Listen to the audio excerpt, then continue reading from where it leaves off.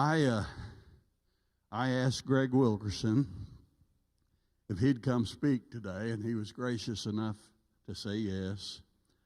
And I'm just saying, Gregg and I have been friends for over 50 years. And truth is, I might not be the pastor right now if it wasn't for Gregg. And every time he speaks, now he might say something that'll startle you. Every time he speaks, he gives us something that'll help us. And he has something that'll help us today.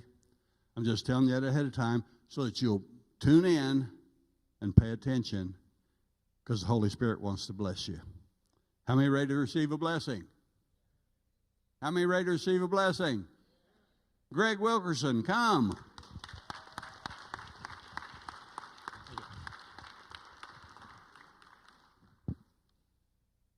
I'm not sure what he meant by startling, but it's not on purpose. So, but if you get startled, you deserved it, I guess. Gosh, thanks for showing up today. I've been up since 2 o'clock, so it doesn't seem early to me. Of course, I go to bed about 7, so, when you get old, of course, I'm not retired, so, yet, so I wear down quick. I just really appreciate that you wanted to be here, or you wouldn't be here, and I'm trusting that God's gonna bless you from making that kind of effort. I would say you can't step out and do something for God that He doesn't step back and bless you and help you, and you just can't hardly make any effort for God that He doesn't do something good for you in your life. And it just seems like that's the process. I had 2 or 3 titles for this, and it made a lot of sense to me, but I just thought this is not going to make any sense to you. And a title doesn't make any difference to most people, but to a speaker, it kind of sets the stake. When you decide what you want to call it, then you kind of go from there. And so people don't really care much about titles, but boy, the speaker really, this is windy up here. This thing's like a hurricane. I'm going to shove that away and then get me a... Wow, I didn't know he served wine. That's why he likes to preach up here. Golly, I want to preach more often. But I only had a sip, and kind of the communion sip. But It's a Wonderful Life, is my title. And the movie is my favorite movie. If you ever saw it, I hadn't planned on talking about it, but it just came to me, and I was thinking about it, that if you've ever seen the movie, old movie, it's one of my favorites. And it just speaks to me, and deciding that I've got a wonderful life is something that you have to decide as well. Because you've been deciding all week and several years, life may not be that wonderful. Now, I'm not going to ask you to raise your hand, but if you're like most people, you have all kinds of good reasons that you have decided that your life's pretty not turned out quite the way you had planned. And so that makes it bad in your mind. It was your plan, didn't turn out good, so you decided it's bad, if you're following that line of thinking. And the story of It's a Wonderful Life is briefly, it was, life. It was just, he was going through life, and he gets married and has kids, much like you, and he's building a business, and then, life's not too bad, doing pretty good, and then trouble comes, and his business collapses, and he just wishes he had never been born. And life is not good all of a sudden. And then once he decides life isn't good, he has some circumstances that finally he decides, get the key word there again, decides maybe life is wonderful. Maybe it is wonderful. So we live in a world today, if you watch the news tries to put you in a state of mind. Now, I'm not badmouthing the news. Watch it if you want, whatever. But it tries to put you in a state of mind how terrible the world is, all the dangers, and there are dangers. I know there's problems.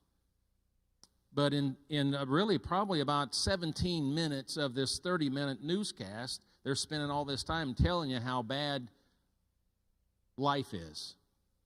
So you got to be careful what you're drinking in, because that they're just trying to put you in a state of mind and sell their line of thinking. Not much different than a preacher now. Don't misunderstand me. That is no different than what I'm going to do this morning. I've already started it. I've already been working on you.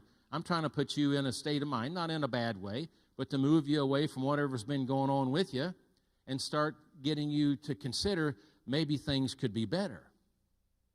Because you're pretty sold on what you see, even whether it's true or not, that's what you think you see.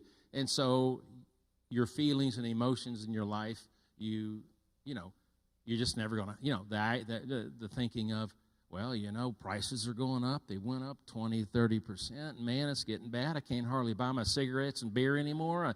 It's just getting tough all over, and my wife's going to leave me, and my husband, he doesn't love me, and there's wars and rumors of wars, and Jesus is coming back. I bought a house, Lisa and I bought a house from a guy who was a Christian guy. He was selling all these houses and moving to a foreign country because Jesus is coming back. And I said, so how do you explain? But his rationale was he's leaving the country and going to a foreign country because Jesus is coming back. And I said, what difference does it make where you are? But he was thinking everything's going to hell, and he was pretty much sold on that line of thinking. So we bought his house for cheap, and he left the country. So it worked out good for us. And I didn't try to explain anything to him. But, as Christians, we're really susceptible, and our hearts are usually pretty open, more so than most people, to be encouraged and to be discouraged. But I have, at this point in my life, it was kind of unique. We were having a discussion up here. I prayed with him, trying to decide what to call me. And I'll get to that in just a second, because I was going to say how much I admire Nathan, and he's an English teacher, and he's a great speaker, and Chris, he speaks, and he's got a lot of passion, and how much I admire him, and we look alike. So today, our shirts, we look alike, and I'm older, but other than that, we look just alike. But I can't be them. Chris kind of talked about this last week. I can't be them. I just have to be me, and you just have to be you. Now, you're maybe not a real good you yet, but God's put something in you to cause you to be to be what He's wanting you to be. You need to get around to being that, and you're probably not going to be an evangelist or lead music maybe, but there's things that He's put in your life that only you can do. And so I decided some time ago I just have to be the best me that I can be. And not everybody's going to like it, but then they don't have to. I don't like everybody else, necessarily either. But they're just being them, so I don't judge them. Just let them be them. Just let them be it somewhere else, I guess. But I was thinking about things that I've done over the years, and I've been a youth pastor. I've been a children's church director. I've been a children's church teacher. I've been a bus director. I've been an associate pastor. I've been a sales manager. I've been a general manager. I've been a pastor. I'm a business owner. I've been a deacon, and I've been an elder, and I'm a father, and I'm a husband. Still a husband, the same with my first wife, and 48 years and 48. Oh, I didn't know what you were. I couldn't see what that was, and then we dated 3 years before we met in church, and we dated 3 years before that. So, I feel like I've done pretty good to keep the first one around. I don't know how well she's done with her what she won in it, but I feel pretty blessed, and grandfather and great grandfather. Believe that or not. It's just hard to believe. When I used to drive the church bus here when I was 15, now I'm standing in front of you, and I'm a great-grandfather. But time passes on, and we all do things. But, all those things that I mentioned, I'm not bragging about them. But, some of them were successful, and some of them wasn't real successful. But those things aren't me. They're just things that I did. The foolish things, a lot of times we, as especially men, we like to talk about, things we did or we've done. But those are just things that I've done. They really weren't me. And you're just going to have to be you. I don't need a title anymore. I don't need a position. Because as far as I'm concerned, the title or the position doesn't make me any more of who I am and what I can do, what I can offer, who I can help. I'm going to do that without a title or a position. That's what they were discussing up here, what to call me this morning. And what was I?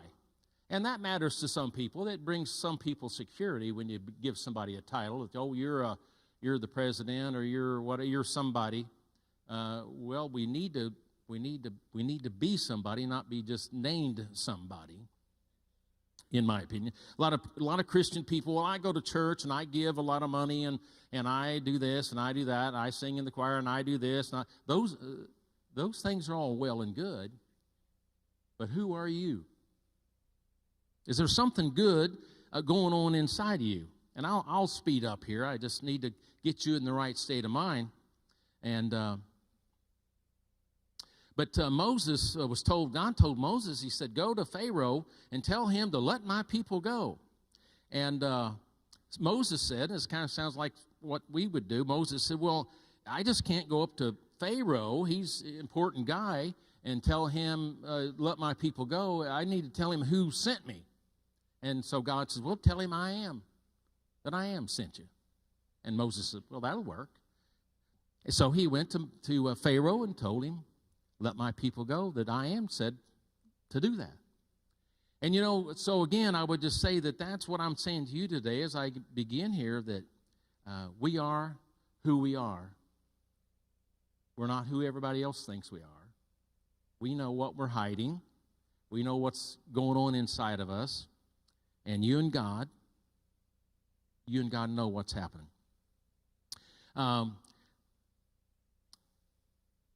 It really comes down to this. So how we think and how we live and how we treat other people. It's not all the things we've done, but it comes down to how we think and how we live and how we treat other people matters. Our thoughts and our prayer life matter. We are experienced in having a lot of thoughts that don't matter, and are inexperienced in prayer that does matter. We're doing a lot of thinking, a lot of thoughts, a lot of things going through our mind, but we're not necessarily real given to prayer and spending time with God. Because again, we kind of want to make it a formal thing. We have to come to the altar. Something we got to really work at. It's just not a conversation we feel like we can pleasantly have as we're driving to work or we're getting up in the morning. It's got to be official. We got to get down on our knees, or we got to do the cross thing, or we got to make it a big event instead of just being something that we learn to be comfortable with and experience.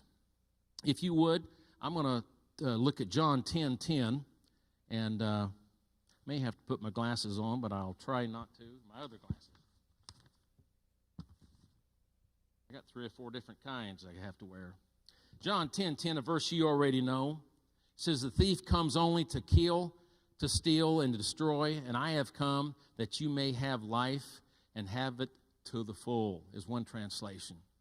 And really, this is kind of the essence of the wonderful life I just want to talk about. It's what's been going on with me for several years that I've been looking at.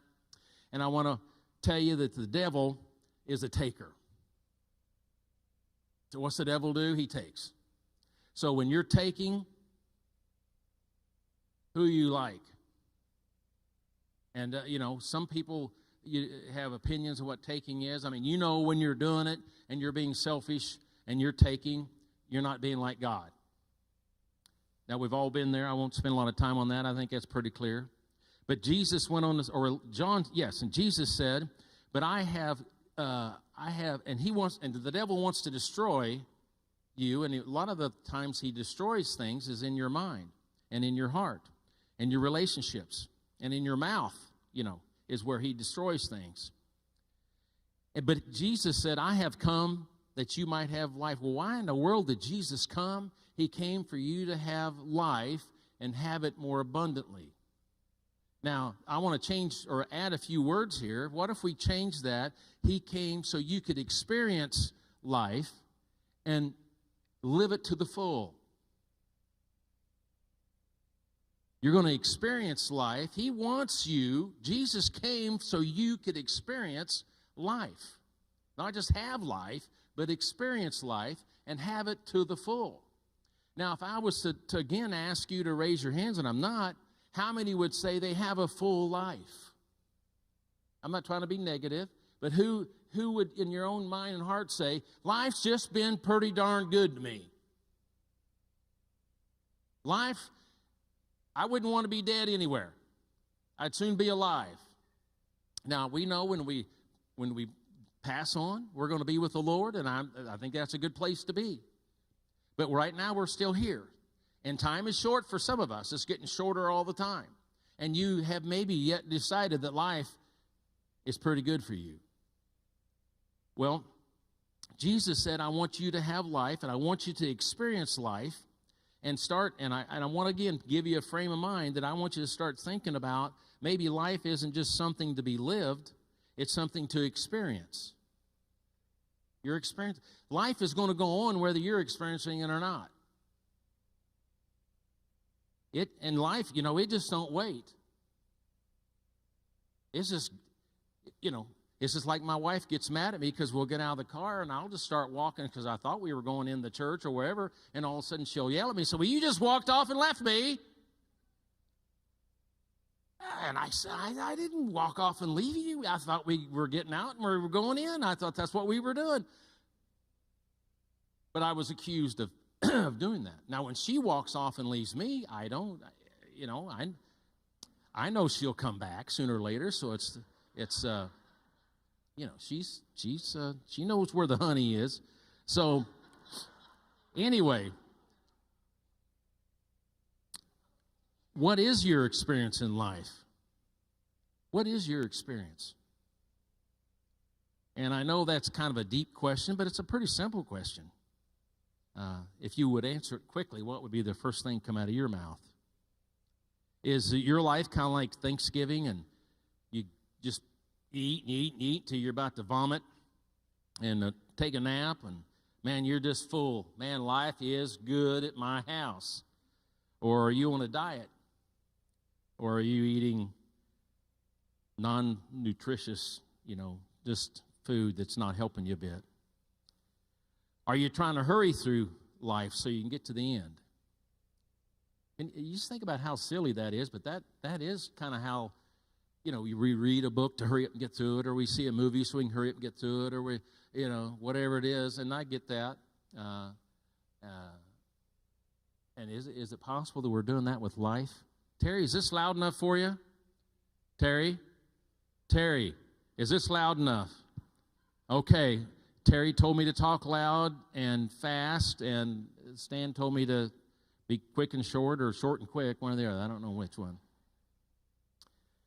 Anyway, I just didn't want you to get too heavy there on me, and then make sure Terry was listening.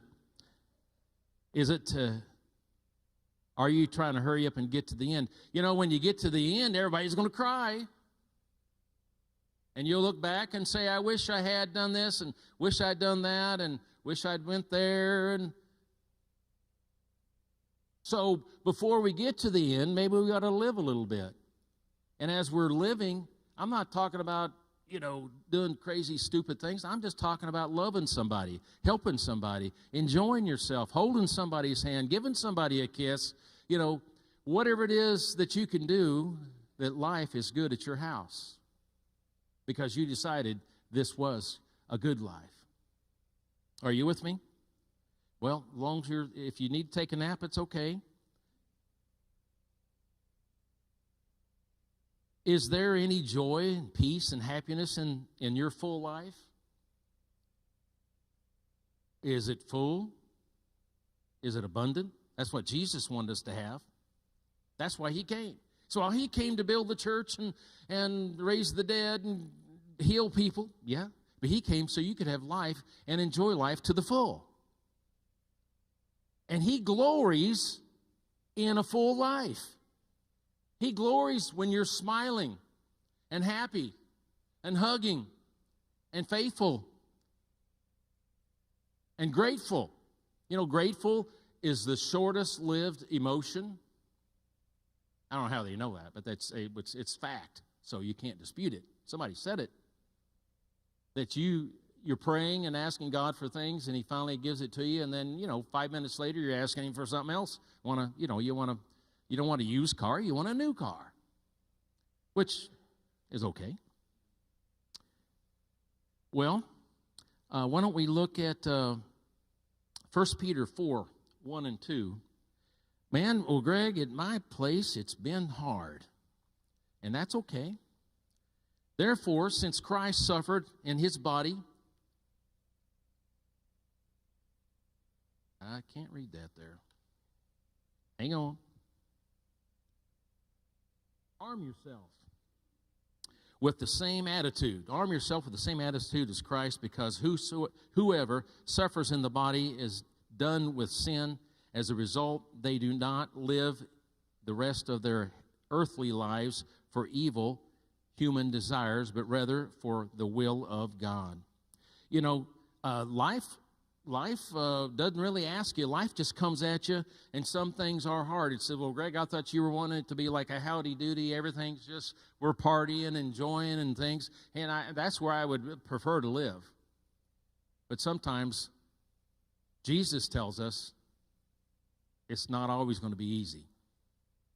And some of you have had a pretty hard life. It's been difficult, been hard to get through it. I get that.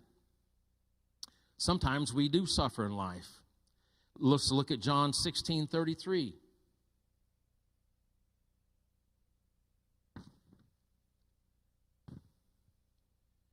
It says, I have told you these things so that in me you may have peace. He wants us to have peace. And in this world, you will have trouble. Now, wait a minute. I thought he was going to give us peace, but now we're going to have trouble. But take heart, I have overcome the world. We're going to have trouble in this life. Now, some of us have different degrees of opinions of trouble. Once you've been through things, the trouble that the first time you have the trouble, it's not such a big deal the next time you have the trouble. Because you see what I'm talking about? Somebody will be, if you a young mother's having their first baby. We saw this with my grandson. They had a new baby, a great granddaughter, and he's having to stay up at nights and blah blah blah and all these, and he's kind of complaining about it. And like we would be surprised. And I said, hey, you're the third or fourth one down here. We've been through this. We already knew what was going to happen. And this is what babies do. You have not been attacked by the devil with a crying baby. That's what they do. All they do is eat and poop and cry. And then you talk, you always have to talk in a high voice to a baby. You ever notice that? And that's just what they do. It's not that your baby is anything wrong. And then at one point, they won't be a baby anymore, and they'll be older, and we'll expect them to quit doing that in their pants and then having to feed them and take care of them, that they maybe will one day do that themselves and take care of themselves. But let's look at where are we at? James 3:13. Well, we're just moving right along. You're staying awake, some of you, and not working out too bad. If I can find, there it is. It says in James 3:13, who is wise and understanding among you? Let them show it by their good life. Gosh, Greg, I thought if we had read our Bible and prayed a lot and exercise and eat the right kind of food and that's gonna have an effect on this world. There, James says, letting people see that you can live a good life. Would your neighbors say that? I'm not being negative. I'm just asking. Would people say, man, they really live a good life? I don't mean a real holy, pure, that you're just squeaky clean. I'm saying good life. Wonderful life. Would you say that about your life? By deeds done in the humility that comes from wisdom. But if you harbor bitter, evil, selfish ambition in your hearts, do not boast about it or deny the truth. Such wisdom does not come down from heaven, but is earthly, unspiritual, and demonic. For where you have envy and selfish ambition, there you will find disorder and evil, every evil practice. You know, I'm not going to spend a lot of time here because I don't want to make anybody nervous. But too many Christian churches and Christian homes, there's just a lot of strife in there. Well, it's because my husband is this way or my wife is that way. Or these people won't do what I tell them. And there may be some of that. But you know, you're never going to have a good marriage as long as you have strife in there. Never. I don't care how many times you go to marriage retreat and how good marriage retreat is. You're just going to have to. You're going to have to do. Catch this now, so I can move to the next spot. And here's where Hank was saying, you know, I'm going to rattle you. You're going to finally have to decide if things are going to be different. I'm the one that has to be different. Not me, we're talking about you here.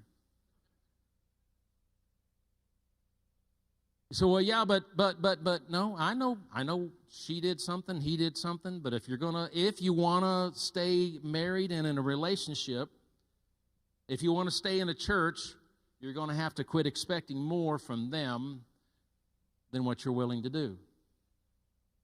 And you say, he's not worth it, well, then there you go. Or she's not worth it, then don't worry about it.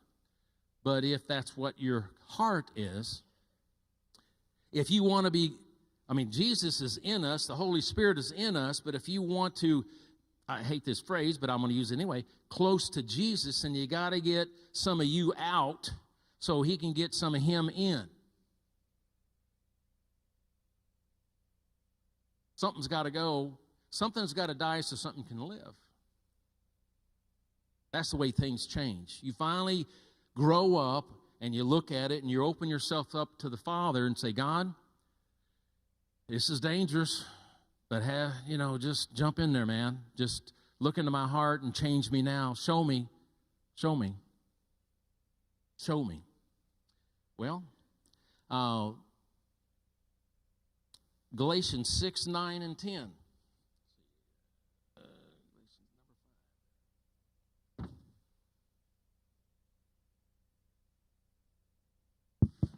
Papers up here. Galatians 6, 9, and 10. Let us not become weary in well-doing or in doing good, for at proper time we will reap a harvest if we do not give up. Boy, how many people, and I don't blame them, but you just give up awful quick. Therefore, as we have opportunity, let us do good to all people.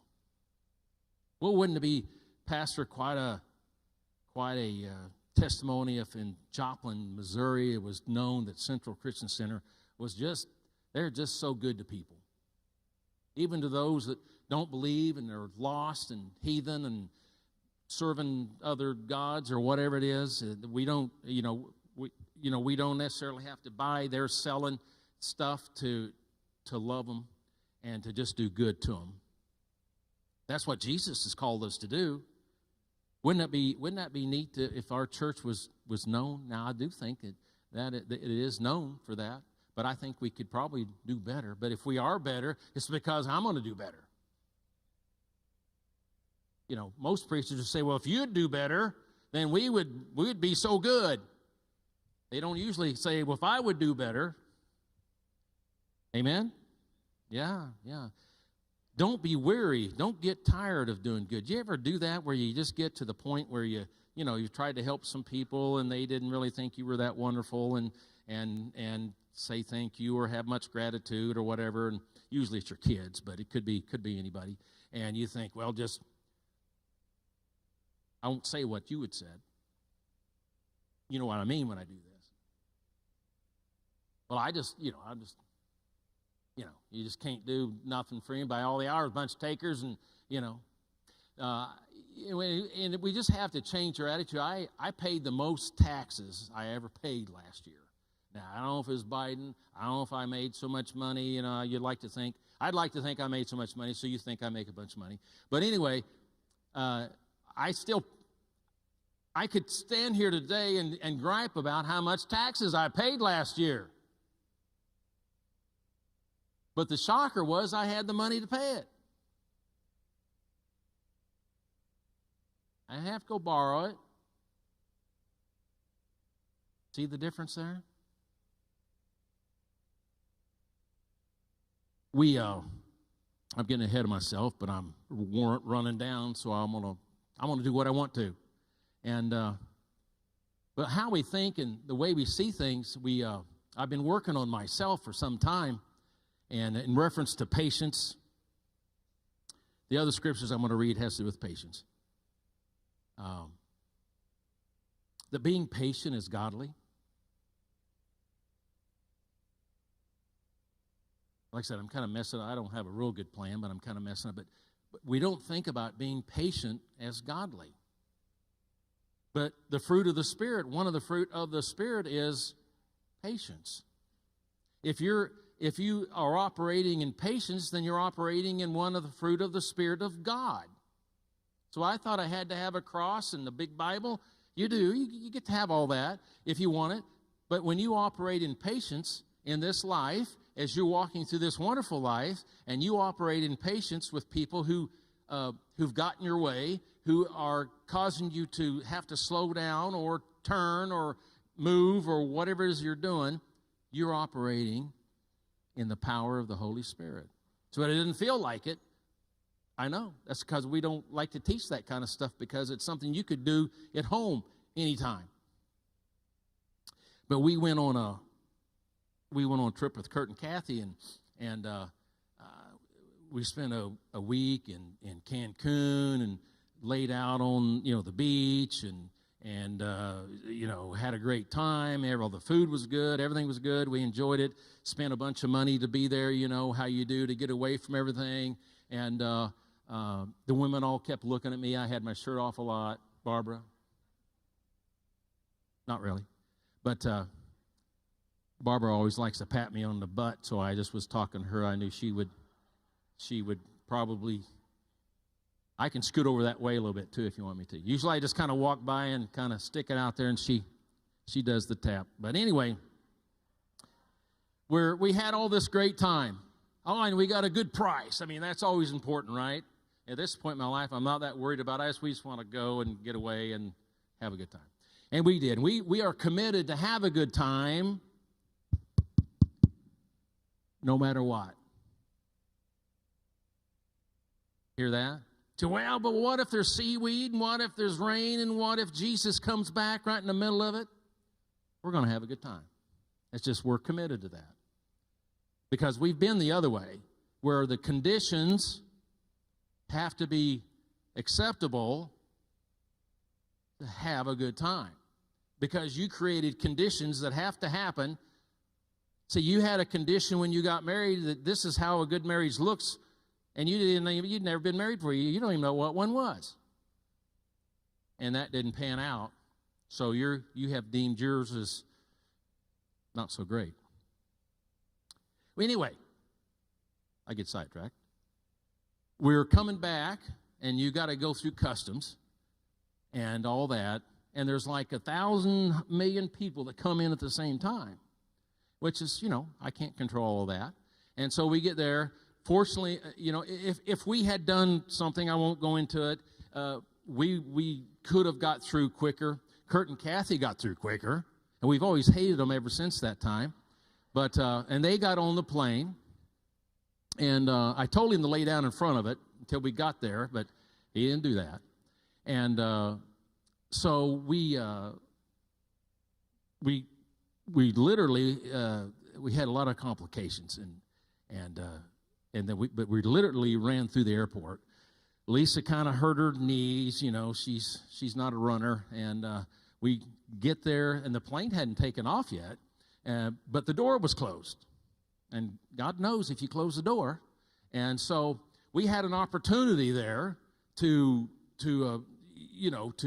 get loud. You know how you do when you don't get your way, and you've had to run through the airport. And so, but they said, doors closed and sealed shut, and they put duct tape and everything else on it so nobody could get in. And you'll have to get another flight later. And I could see, and of course I've been practicing being patient, that I'm going to practice again here. And you know how you do. I'm trying to decide. I mean, I know naturally and logically there's nothing anybody's going to do or wants to do or can do. And so I just have to decide which one of those I'm going to choose, or they decide who's on what team here. And so anyway, we get through that, and they say, well, you go to this other place, other gate, and they'll get you set up. So we get there, and as we walk up, there's 5 to 8 people there at this counter, and these people are pretty happy and hee-hawing, carrying on, and I walk up. Of course, I have this sad song. We didn't get our flight, and they run off and left it, blah, blah, blah. I said, well, here, let's see. Get on the computer. And they said, well, here you go. Here's your flight. And I said, well, wait a minute. I wasn't done griping yet. Here, let me. And it was obvious. The point is, it was obvious they had already planned for my dysfunction. I mean, they already knew these 1,000 people were coming in all at once. There's going to be some dummy that's going to have a wife that can't run. They're going to have to catch a later flight. Does anybody have like a spare bedroom, anything like that? That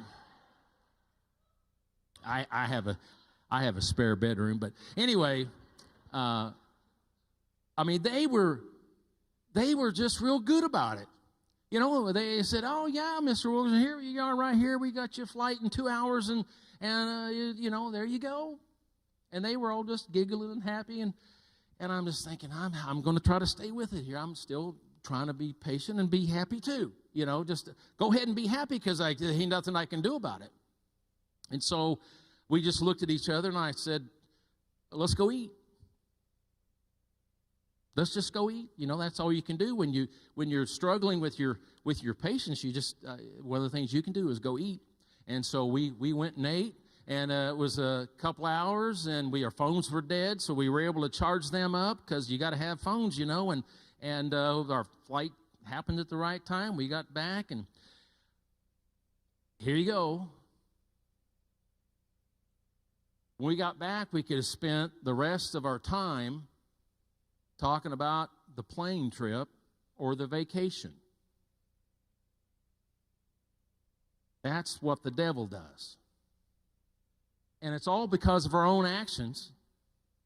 We are going to make the 2-hour layover a big deal.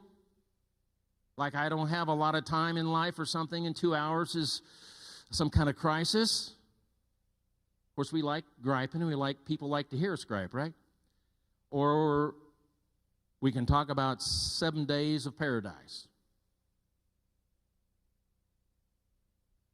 And that's the way life, in the wonderful life, that's kind of how it comes out. We can spend all our time talking about important things. I mean, I'm not minimizing difficulty. But if you're going to have a wonderful life, you're probably just going to have to start deciding what is it we're going to focus on. What is it we're going to talk about? Patience, I think I'm going to skip so I can pull this together for you. Patience is only needed when there is a reason not to wait. It is only necessary in the face of opposition. Patience is only needed when we're operating in resistance.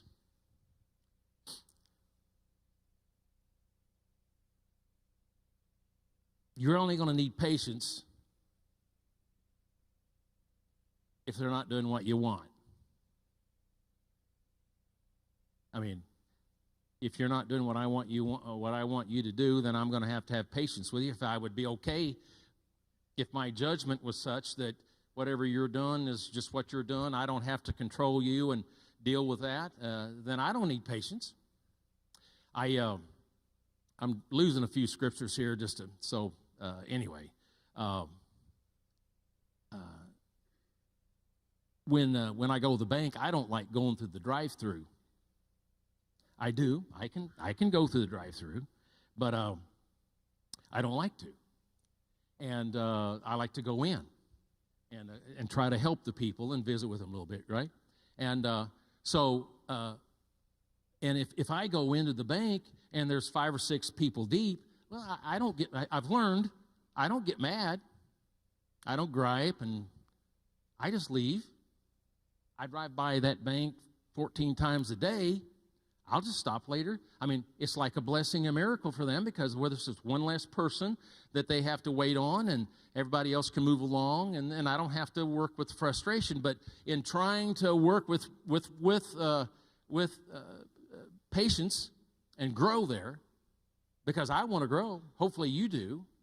And so I decided I'm going to hang in here. So I go. Of course, there's 5 or 6 deep.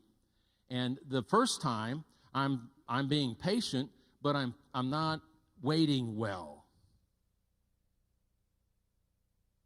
See, and it's not that you wait, but you learn to wait well. We'll give that a minute.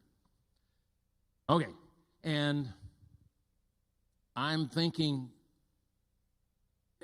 what the rest of you people doing? I mean, you're over there, fooling around. They're over here. They're in these, everybody's kind of hiding. You can kind of tell. And I'm judging all these people, and maybe they were, maybe they weren't. But I'm not waiting well. I mean, I'm thinking, I'm trying to be patient in an area that I need to grow, and I'm not doing very well. And so I had to learn to decide, either I need to leave, come back, or I need to learn to wait well and not judge everybody in the building for not doing the way I think they ought to be doing it. I was the one in charge of that. They're all having a good time doing nothing. And I got this big wad of money in my pocket and nobody wants it. Isn't that how we think and we talk? Definition of patience: the capacity to accept or tolerate delay. Who likes delay?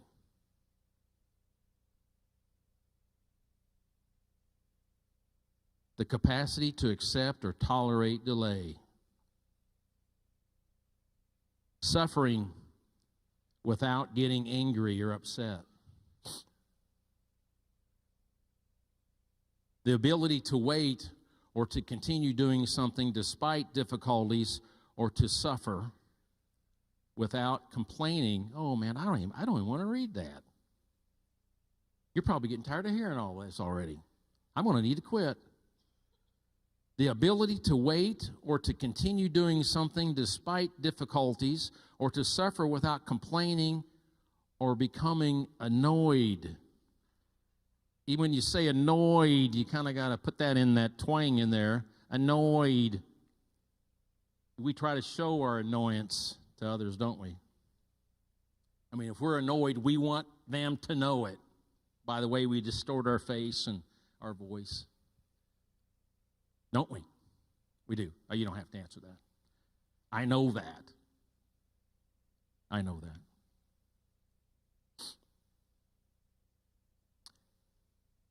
Love.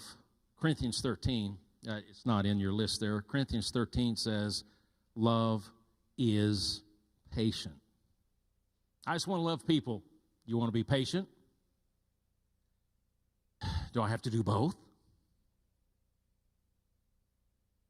Yeah, I guess. I mean, I'm not in charge of that department, but and as I already said, that patience is a fruit of the Spirit. How do I develop patience? Do you really want to know? And this is an idea. I didn't get this out of the Bible. Of course, I didn't get most of this out of the Bible, but how do I develop patience? Let your wife drive. I mean, I'm not even saying that, I don't know your wife, but seriously, as a man, this is to men. So women, you don't even have to listen to this. You can just sit there and be pretty. If a man wants to develop patience, he needs to let his wife drive and he needs to sit in the passenger seat. It's not good enough if you just let her drive off by herself. You need to sit with her. Now, for a man, most men do the driving, and the women have learned over the years, they've learned to be fairly patient. Maybe that's why most women are more patient than men, because they've had to learn to do it, and all the weird things that you do, and driving with your feet and eating while you're driving, and you don't want to. Kenny's better now. My good friend Kenny Parker, he's got his hearing aids now, but when Kenny used to ride with him, he always wants to look at you while he's driving, and he's just used to now that was some patience going on there. Now he's got hearing aids now, so he don't have to look at your mouth move. And the only reason I know that, because as my hearing has got worse, it's much better because you can't get captions. He may not have his hearing aid in today, so he may not even be hearing me. But I'm glad you're here.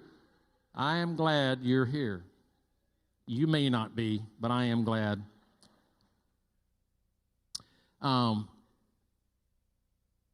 Romans 12:12 said to be patient, joyful, and pray. And then Colossians said to clothe yourself with patience. In perspective, if you want to have a full life, an abundant life, you'll have to start living in a very different way than you are now. Of course, there again, you may be doing good, and you want to hang in there with that. But we're going to have to practice. Really, we're going to have to practice. Practice being good, practice being patient, practice allowing the Holy Spirit to work in us, to allow that to come up, because your flesh probably won't be able to do it on its own. You're going to have to trust God to help you, and some of us are more high-strung than others. I mean, those of us that are kind of type A personality, we're really into being in charge and pushing things and coaching people and encouraging people and making things happen and getting through things, and we just think we're pretty much smarter than everybody else, right? I mean, and we're thinking that usually our partner is just the other type of person who was pretty, laid back and taking it easy and wondering why you're so loud and noisy and excited, and your panties too tight or something, or why can't you just calm down? Right? And that's who we marry. People with tight panties and whatnot. And then we get mad later on because their panties are too tight, Right? I mean, what can we do? I gotta get away from panties here. That did stir the crowd. Realize that life you're now experiencing would probably be going on anyway if you weren't there. I'm not trying to devalue you, but life is, that stoplight's going to be blinking 3 colors, whether you're parked at it or not. I mean, it's going to be doing it. Life's going to be going on no matter what you do, so you can either live it or leave it. I'm trying to, again, give you a state of mind that, your thoughts can't stop the rain. That was going to be one of my titles, and I threw that out because I didn't think you'd understand it.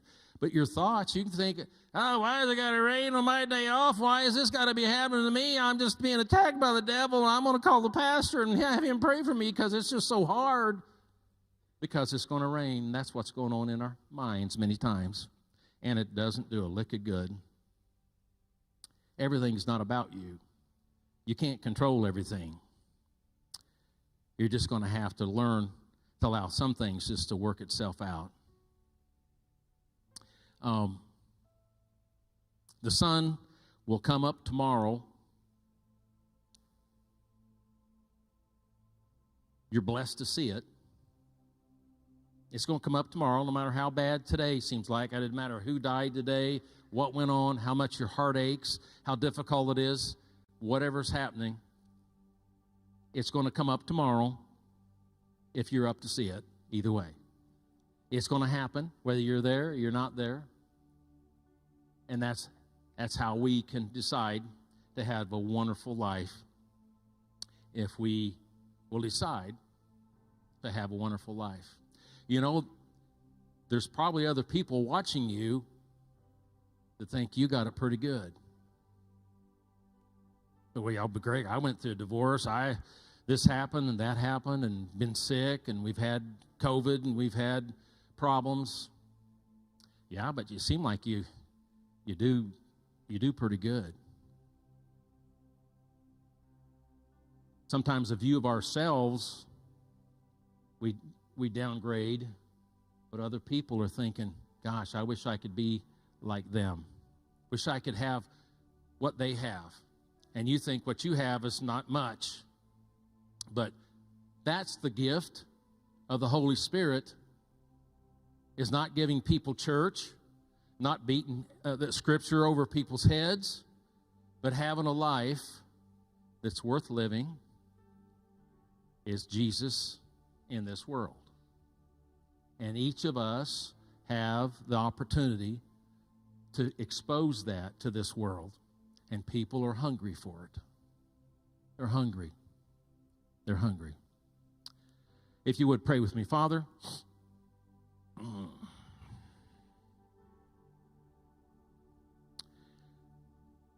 You're so good to us.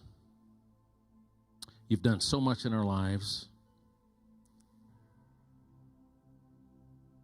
We see such good things ahead. And we want to be like you. We want to change. We want to grow. We want to love you, and we want to serve you. So I pray right now, Father, for those in this room that were willing to come out and sacrifice and were able to be here. And there's some online. Some couldn't be here, and that's okay. But we just want to invite you in to all our lives, to our whole life. Invite you in to come in and just move right in, and we'll move stuff out that's in the way. We'll make room for you. Heads are bowed and eyes are closed. Maybe you're here today, as Hank talked about earlier. If you're not saved, none of this all makes sense. If you don't know Jesus, then you got to know him today. You're running out of time. Things are not going to work out for you if you don't know Jesus. And if you're here today and you want me to pray with you, if you just lift your hand right now, if there's anyone like that, just raise your hand, put it back down. Is anyone? This is a chance. This is the time. Today's the day. And you are the only one that can make it happen. Stand up with me if you would. I didn't see any hands. Doesn't mean anybody is not going to come forward if you'd like to as we sing this song one time. I invite you to, if you need prayer, man, we'd love to pray for you and lay our hands on you if you need a touch from God, and come forward as we sing, if you would.